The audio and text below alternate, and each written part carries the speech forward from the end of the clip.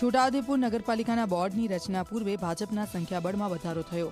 Ward number 1ના 2 સભ્યોએ નઝમાબેન અને શૈલેષ રાઠવાને ભાજપનો ખેસ ધારણ કર્યો.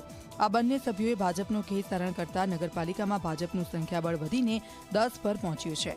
આ વચ્ચે જિલ્લા ભાજપ પ્રમુખે દાવો કર્યો છે કે નગરપાલિકામાં ભાજપનું બોર્ડ બનશે. ઉલ્લેખનીય છે કે મહિલા સભ્ય નઝમાબેન અપક્ષમાંથી ચૂંટણી લડ્યા હતા અને જીત્યા હતા. જોકે હવે ભાજપમાં વિધિવત રીતે જોડાઈ ગયા છે.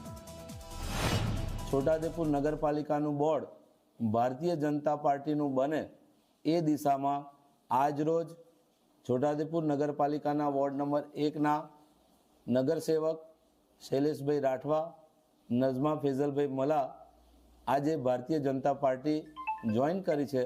આજ રોજ અમે લોકો વોર્ડના વિકાસ અને નગરના વિકાસ માટે ભારતીય જનતા પાર્ટીના વિકાસને પ્રેરિત થઈ આજ રોજ અમે વિધિવત રીતે ભારતીય જનતા પાર્ટીના જિલ્લા પ્રમુખ ઉપેન્દ્રભાઈના હસ્તે કેસ ધારણ કરી ભારતીય જનતા પાર્ટીના અંદર વિધિવત રીતે જોડાય છે.